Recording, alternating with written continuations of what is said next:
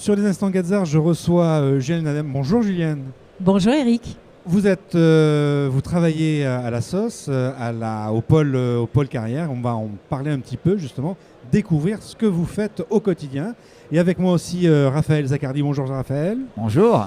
Alors CLUNIS 182, la personne qui porte la Convention des entreprises pour le climat. On va aussi en parler et voir les connexions qui existent entre la carrière et peut-être le climat.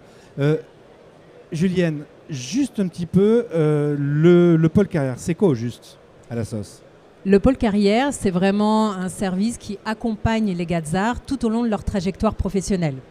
Qu'ils soient jeunes diplômés ou en milieu de parcours professionnel ou dirigeants d'entreprise, on les accompagne, quels que soient les sujets qui peuvent être liés à la confiance en soi, à une expatriation, un retour d'expatriation, une transition professionnelle, une reconversion professionnelle, une prise de poste managériale. On est là à leur côté, soit par du coaching individuel, des ateliers collectifs ou des conférences avec des speakers inspirants que l'on fait venir au sein de l'Hôtel des Arts et Métiers, mais également sur des sujets ou des approches en webinaire ou en distanciel pour que tous les Gazards puissent en profiter. Alors justement, on a un Gazard sous la main. Raphaël, vous avez profité dans votre carrière un jour du pôle carrière ? Non. Ah, c'est pas vrai. Ah ben ça alors. Il n'en a pas eu besoin. Il n'a pas eu besoin ? J'en ai pas eu besoin. J'étais dans un grand groupe international où on avait beaucoup d'accompagnement, de suivi, d'évolution justement de chacun d'entre nous.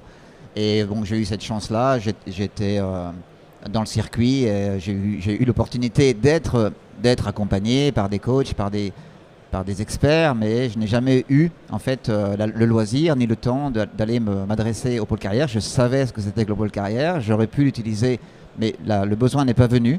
Et donc je ne l'ai pas fait. Pour autant, en tant que Gazard, j'imagine que dans la promo, certains ont dû en fait appel peut-être au pôle. Et quelle est justement votre perception de ce service qu'on vous administre en fait ? Il me semble que les retours que j'ai sont extrêmement valorisants pour le pôle carrière et pour l'individu évidemment qui passe au travers de ce programme. Comme l'a dit Julienne, pas mal d'opportunités de réflexion sur une bifurcation de carrière, sur une reconsidération, sur une promotion éventuelle.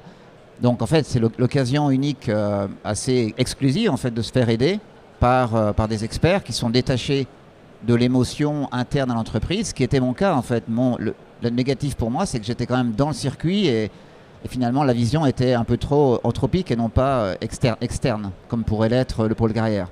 Alors justement, dans toutes les choses que fait le pôle, et Dieu sait qu'il y a une newsletter qui est très fournie chaque mois, la relation entre la carrière et le CEC, laquelle est-ce ? La CEC est une initiative exclusive, peut-être temporaire, on ne sait pas combien de temps elle va durer. En fait, elle est là pour accompagner les dirigeants dans une position très particulière qui est de remettre en cause leur réflexion sur leur entreprise et sur leur avenir. On n'est pas exactement dans la logique du coaching individuel, mais on va quand même faire émerger à ces dirigeants une réflexion, un besoin d'ouvrir les chakras, d'imaginer autre chose, de se positionner avec force ou pas sur quelque chose qu'ils ne connaissent pas. Et à mes yeux, c'est une opportunité fantastique pour ensuite être accompagnés sur le long terme par le pôle carrière parce qu'ils vont venir avec leur devoir, en fait, avec une longue liste de travaux, d'exercices, de volontés. Et ils vont probablement faire appel à d'autres intervenants qui vont venir compléter sur telle et telle dimension qui leur appartient. Au-delà, Julienne, de la CEC, vous avez aussi entamé un Future of Work. Alors ça, Kezako.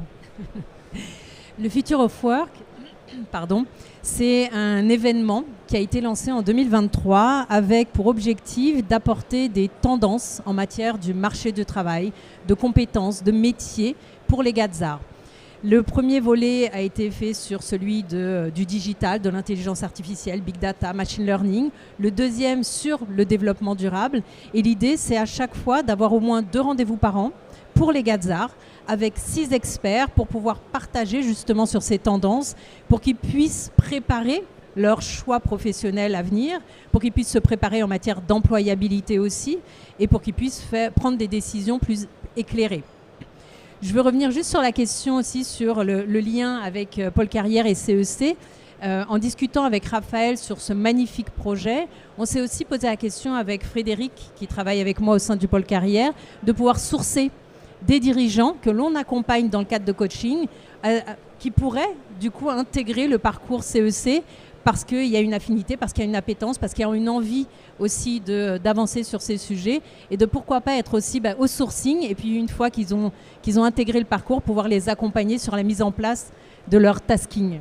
Et d'ailleurs, dans l'autre sens, en rebond, la dernière conférence, donc Future of Work, était exactement en accord et en parallèle avec le parcours CEC, où des intervenants comme Fabrice Bonifay, Antoine Denoy, Emmanuel Caillot et puis François-Xavier Hermelin avaient tous les quatre une perspective, un angle sur la logique d'une entreprise et d'un entrepreneur pour couvrir tous les aspects des enjeux qui leur appartiennent. Donc c'est comme ça qu'on a compris vraiment le lien qu'on avait entre les deux initiatives. Dernière question, et ça va s'adresser à vous Raphaël. C'est un petit peu l'ADN des Instants Gadzart.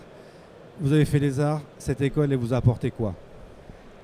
Alors l'école, elle m'a apporté l'opportunité justement d'être le plus générique possible, être prêt à affronter tous les défis, sans nécessairement avoir une connaissance hyper pointue des sujets, mais au contraire d'être capable de comprendre le bon niveau d'intervention sur les problématiques, être résilient, être accepté en fait plein de défis, ça commence dès le premier jour de l'école. Et en fait, c'est fantastique aujourd'hui, c'est ce qu'on vit tous. On parle de crise, mais en fait, il y en a en permanence. Donc, c'est pour moi vraiment la capacité d'être toujours prêt à tout. Merci beaucoup. Merci Eric. Et bon salon. Merci.